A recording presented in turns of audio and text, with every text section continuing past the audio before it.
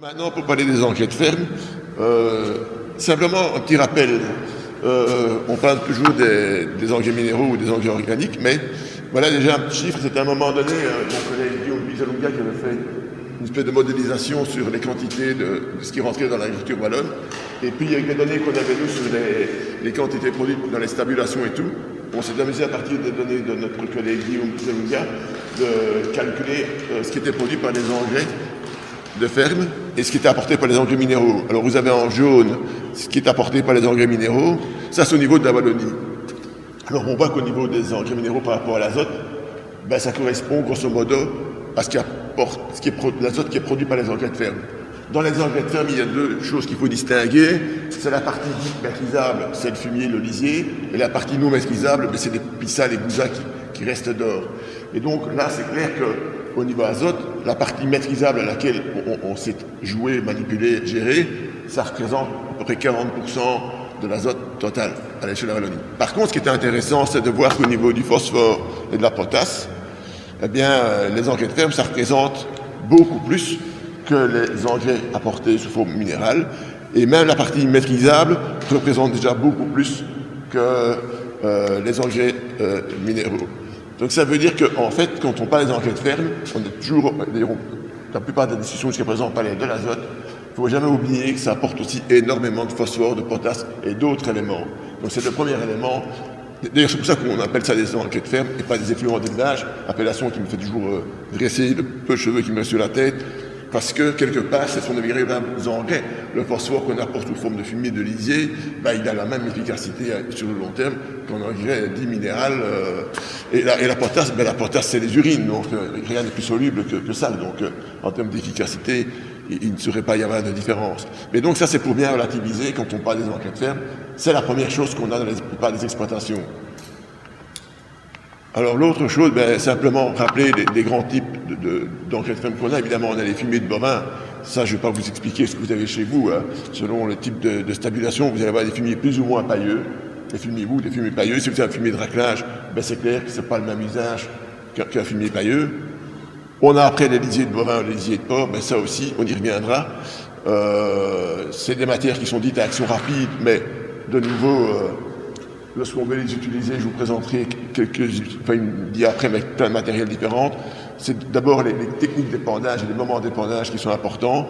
Et puis se dire aussi que, parce qu'on vend parfois des tas d'additifs pour mettre dans les lisiers, mes collègues d'AgraHost, qui je travaille depuis des années et dont j'ai fait partie du personnel pendant quelques années, travaillent énormément sur les lisiers. Ils sont installés dans la région des cantons d'Est parce que là, ben, climatiquement, la paille ne tient pas le coup puisqu'il y a sur Elsenborn, on a vu sur la carte de Nassienne que Nassienne a présenté, ben Elsenborn, je crois que c'est 152 jours, il y a du gel sur l'année. Et il gèle parfois au moment où les céréales sont en floraison, donc les céréales ne poussent pas là-bas. Donc ils sont obligés d'avoir des systèmes lisiers. Et donc là, qu'est-ce qu'ils font comme essai? Ben, le meilleur additif simplement pour le lisier, c'est que le lisier, il faut qu'il soit suffisamment liquide pour pouvoir être épandu et agir efficacement. Un lisier qui a plus de 10% de matière sèche, ça se rencontre, ben, ça colle pas bien à la végétation, ça reste en surface. Et donc, l'idéal pour un lisier, du point de vue taux de matière sèche, c'est qu'il est un peu en dessous de 10%. Ça ne sert à rien d'avoir des lisiers trop dilués, ben, un lisier qui serait trop épais. Ça ne sert à rien de vouloir ajouter 36 préparations vendues dans le commerce. Le plus simple et le meilleur additif, simplement, c'est l'eau. Là, ce qui ressort des essais de mes collègues. Et puis, je reviendrai sur les techniques d'épandage après. Les fumiers de cheval, ben, vous savez que les fumiers de cheval, c'est souvent une activité de loisir. Donc, on a souvent des fumiers de cheval qui sont très pailleux, beaucoup trop pailleux.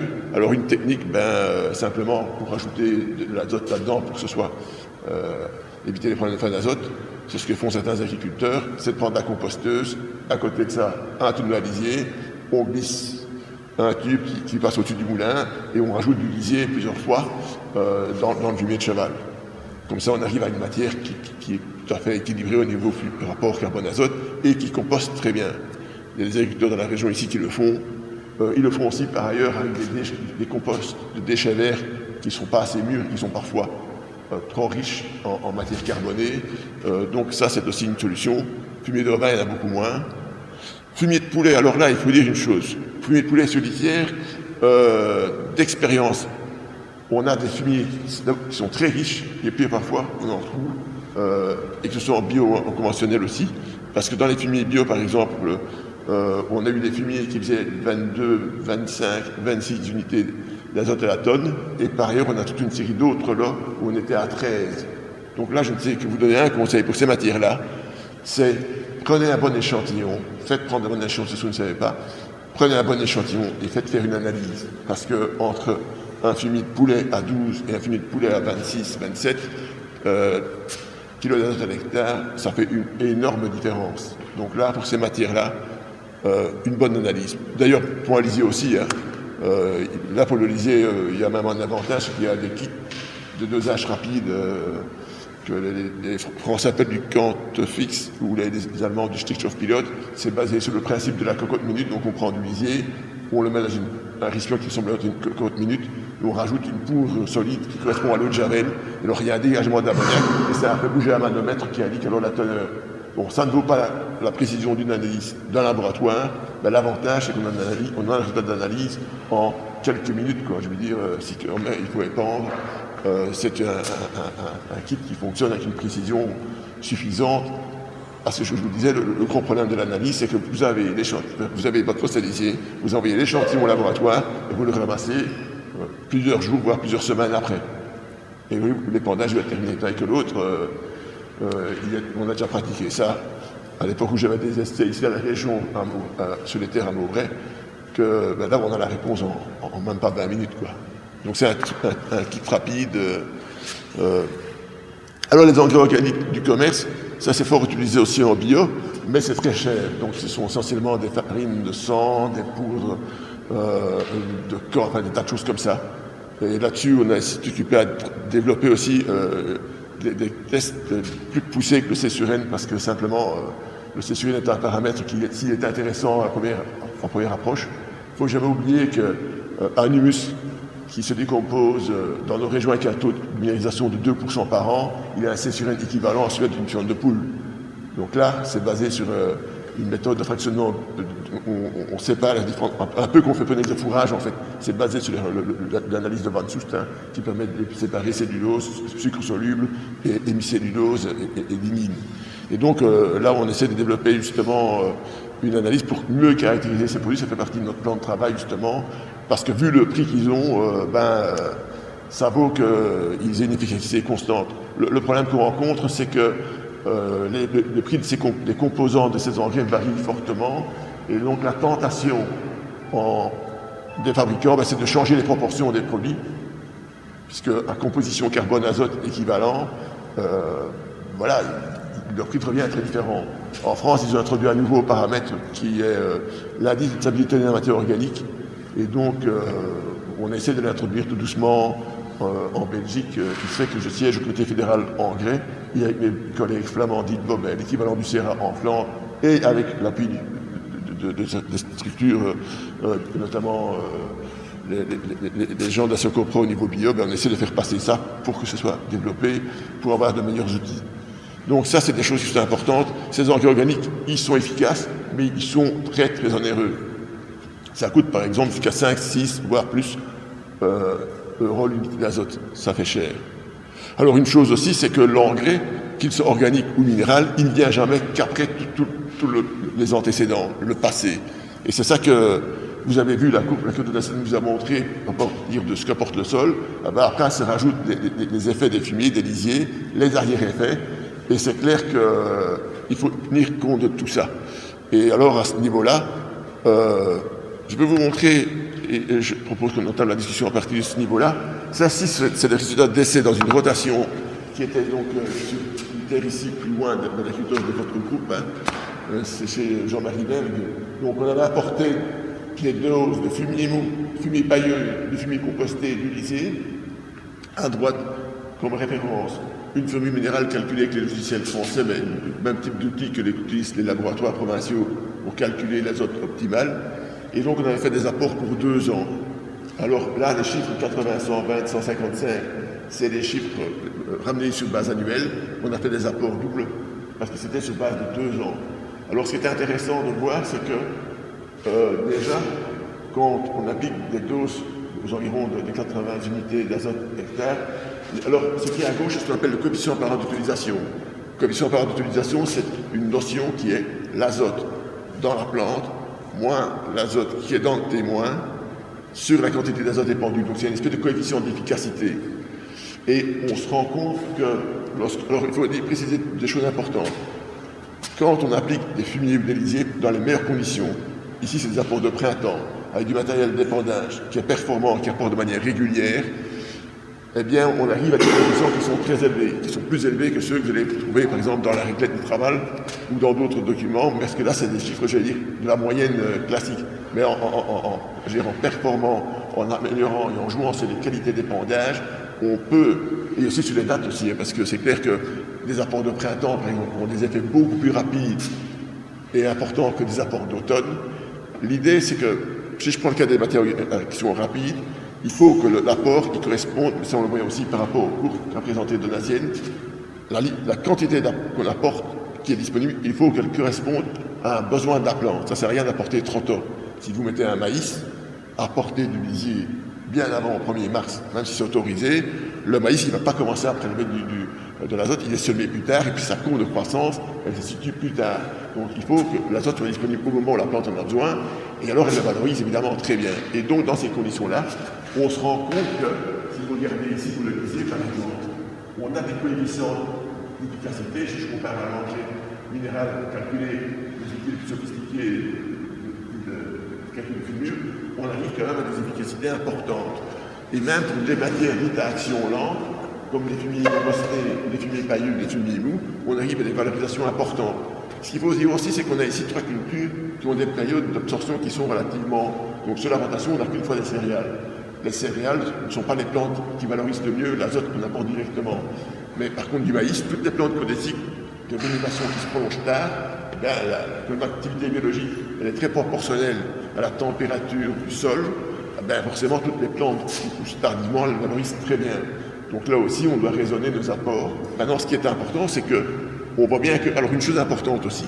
Donc, on a mis des quantités supérieures à la législation, mais c'est le but des essais aussi de voir si c'est intéressant ou pas et quelles sont les conséquences. Quand on a mis des quantités de l'ordre de 60 tonnes de fumier, eh bien, on croyait que, naïvement, on disait, mais puisqu'on apporte beaucoup, ça va encore faire beaucoup d'arrière-effets. Eh bien, pas du tout. Donc, l'arrière-effet, il est incorporé dans le stock stable de matière organique. Il va jouer sur 50 ans, mais on n'a pas, en mettant plus de fumier, un gros arrière-effet. Donc, cet arrière-effet, il est dilué dans les très nombreuses années qui suivent. Donc, ça veut dire qu'il vaut mieux répartir la matière organique, le mettre sur des cultures qui les valorisent bien. Ça, c'est clair que toutes les cultures qui ont des cycles longs, eh bien, elles profitent bien des matières organiques à action lente. Ça ne sert à rien de mettre du fumier composté avant une céréale. Au contraire, la céréale va mieux profiter de l'arrière-effet du fumier composté qui a été apporté l'année précédente que le fumier qui sera composté ou qui sera apporté l'année même. Par contre, évidemment, si vous demandez pourquoi composter, vous savez bien, j'ai travaillé là-dessus depuis très longtemps et que j'ai dans ma mallette, mais on a encore fait la brochure sur l'intérêt du compostage, mais c'est clair qu'un fumier composté a de nombreux avantages. Un, vous avez l'assainissement, destruction des germes pathogènes, des graines adventices. Le meilleur moyen de ne pas avoir de graines dans un champ, c'est de ne pas en apporter. Quand vous apportez du fumier frais, c'est clair, vous apportez aussi des graines de mauvaises herbes. Si vous compostez, vous avez une élimination d'une grande partie de ces graines. Et ça, aussi bien au centre de l'État qu'en périphérie.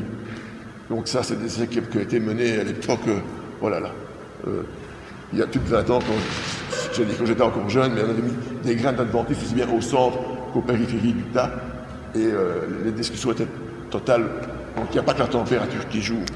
On a aussi une matière beaucoup plus homogène à épandre. C'est clair que quand vous voulez épandre un fumier composté, c'est quelque chose de grumeleux. Vous pouvez l'épandre facilement, avec du matériel qui fonctionne parfois à grande largeur. Vous pouvez l'épandre à moindre coût. Alors évidemment, il y a aussi une réduction de volume, parce que quelque part, il y a un dégagement de beaucoup de vapeur d'eau et un peu de CO2. Et donc, forcément, vous avez moins de volume. Et donc, le coût du compostage est compensé par les coûts de répartition, d'épandage. Ça, mes collègues de ce qui était l'enseignement de génie rural, aujourd'hui unité machinisme agricole au CRA, calculent ça régulièrement.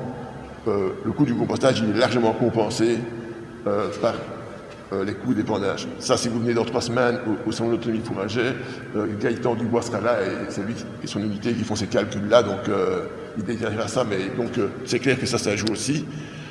Qu'est-ce qu'on peut encore dire? Oui, parce qu'on a parfois l'influence aussi des brochures qui viennent de la France, où les composts, les gens qui compostent ont tendance à faire des composts plus longs. Quand on composte, nous autres, ce que je veux dire, les gens qui travaillent sur le compostage, je pense à Pierre Luxan, Dagrost et nous autres, on travaille sur des composts qui sont des composts que les Français appellent jeunes. Parce que si vous avez un compost qui a 3 semaines, qui a 1 mois, il est utilisable et il est suffisamment... On a tous les avantages du compostage, au niveau assainissement, homogénéisation et tout ça. Mais par contre, ce qu'il y a, c'est qu'on a encore du carbone qui est fermentescible, qui est dégradable et qui va stimuler la microflore du sol. Si vous avez, par exemple, un vieux compost, ben déjà quand le compost, comme tous les fumiers qui traînent en bord de champ pendant longtemps, le premier élément que vous allez perdre, c'est la potasse. La potasse, dès qu'il peut, vous en perdez. Donc, quand un fumier est composté, il y a une croûte qui se forme en surface et il y a une partie de l'eau qui n'y rentre pas. Mais plus vous laissez traîner des fumiers, qu'ils soient compostés ou non, plus vous allez risquer de perdre la potasse. Ça, c'est une première chose. L'autre chose aussi, c'est que quelque part, c'est que je dis qu'il ne faut jamais confondre compostage et stockage. Une matière, on a intérêt à la porter, et quand on la porte, ben évidemment, elle agit directement. Un gros autre avantage, pour ceux qui ont des prairies, ben vous savez tous que du fumier frais sur une prairie, déjà, ça va notamment par la porte adventice, et pas les vides que ça crée, parce que c'est quand même encore avec pas mal de résidus au niveau de la paille, ça va faire des vides dans lesquels ça va avoir des adventices. Vous avez une dégradation de la flore, et puis vous avez des refus d'appétence. Donc ça aussi. Et puis je m'en voudrais de ne pas citer le travail qu'a fait mon collègue il y a très longtemps, mais qui est retraité aussi depuis pas mal d'années, Pierre Limbourg, qui travaillait à la station de Haute-Belgique au CERA, qui a fait des bilans d'humus entre fumier apporté et fumier composté. Il avait plus de carbone stable apporté en bilan final avec du fumier composté, en augmentant le taux de carbone dans les prairies ou même des terres cultivées avec des composts. Donc quand on fait un bilan global, alors évidemment tous les fumiers ne sont pas compostables et c'est pour ça qu'il faut faire très attention. Si on a un fumier mou, ben, la meilleure chose pour un fumier mou, c'est de le mettre au printemps avant un maïs, parce qu'il va bien le valoriser. Ça ne sert à rien de vouloir composter des choses qui ne sont pas compostables. Là, vous allez avoir des ennuis. Donc voilà en quelques mots. Alors pour les techniques d'épandage, vous avez ici, c'est trop petit. Ce qui est intéressant, c'est en dessous, pour le lisier. Au-dessus, vous avez des épandeurs à plateau, des épandeurs à verticaux. Le livret sur le compostage qui est disponible, mais qui n'est plus réditable sous format papier, vous trouvez sur le site de la région Wallonne. Alors on a fait un livret sur le lisier, mais qui pour des raisons financières n'a pas pu être imprimé, mais qui est disponible sur le site d'AgraHost. Donc c'est un livret qui est un gros livret sur les types de stabilisation qui produisent du lisier, comment le stocker, le traiter, l'aérer, tout sur les pertes et la volatilisation. Tout ça se trouve dans un livret qui est téléchargeable sur le site d'AgraHost. Et puis pour les lisiers, ce qui est intéressant, c'est ces systèmes à patins qu'on voit ici en dessous. On s'est amusé à calculer avec Pierre Luxan le coût des systèmes par rapport aux gains qu'on pourrait avoir à l'épandage. Et rien qu'avec si on prend un système, je veux dire, bon rapport qualité-prix style Blomek, enfin c'est hollandais, mais c'est des patins, il y a moins cher et il y a plus cher. Mais disons que si on prend par exemple du Josquin, ben Josquin il faut beaucoup de... Enfin c'est plus cher, mais c'est quelqu'un qui fait d'entreprise, ça se justifie beaucoup plus que pour un agriculteur, j'allais dire, commun. Et ben rien qu'avec les pertes d'épandage d'ammoniac qu'on évite, le système peut être rentabilisé sur une année, voire une année et demie. Donc ça, il faut se dire, on a à ce moment-là un épandage, vous voyez ici, vous avez des lignes de lisier régulières. Alors là, c'est l'avantage, c'est que le lisier est épandu de manière homogène sur toute la surface. Il profite de la même manière à toute la surface, à toute la culture. Sinon, quand vous épandez avec les anciens systèmes, ben vous avez des parties où il y a beaucoup de lisier, des parties où il n'y en a pas du tout. Et puis pour les cultures qui viennent, c'est très hétérogène aussi. En plus, il n'y a pas d'odeur. C'est tellement peu odorant que j'ai déjà été voir faire des essais comme ça, avec un autre système, avec un système de gouttière que certains connaissent sous le nom de Tobraka. Et je suis revenu après ça. J'ai été manger à la cuisine, enfin la cantine de la cuisine chez nous. Personne ne s'est plaint, j'ai pas dû me changer. Pour vous dire que ça ne sentait pas. Donc si j'aurais pris un autre système, je serais rentré à la cuisine, les gens m'auraient houspillé, me mettre mis dehors. Là, je ne sentais même pas le lisier en rentrant dans la cuisine. Et donc ça, c'était important parce que l'odeur qu'il y a, c'est la volatilisation. Hein. Donc ne pas épandre par temps bas. Aujourd'hui, épandre du lisier, c'est criminel parce que tout serait évaporé avant. Tous les systèmes qui font des grosses... Enfin, le système, j'allais dire, classique, avec le déflecteur vers le haut, il a tous les inconvénients. Il fait des petites gouttes et les projette en l'air. Tandis que quand vous avez d'autres systèmes qui fonctionnent, ils font des grosses gouttes, ou ici, ils font vraiment des coulées très fines. Et alors là, évidemment, il n'y a pas de dispersion dans l'air, donc vous n'avez pas cette volatilisation. Et ça, c'est vraiment important. Et puis, je répète, l'autre chose, c'est épandre le plus près possible des besoins de la culture quand on met du lisier.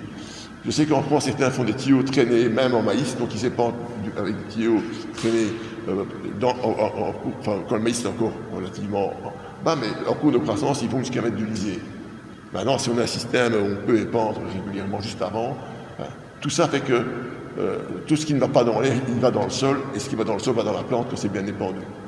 Par contre, ce qu'il faut faire très attention, et c'est vrai aussi quand on épand des fumiers, c'est de nouveau bien incorporé, parce que quand, je disais, quand on épand des épandages de fumier non compostés, on a parfois de gros amas, et dès qu'on a des conditions d'anaérobiose, on a de la dénitrification. La dénitrification, ça ne sent pas, mais ça fait de l'N2O, c'est des gaz à effet de serre, c'est criminel pour l'atmosphère, ça ne sent pas, mais c'est quand même de l'azote qui est perdu.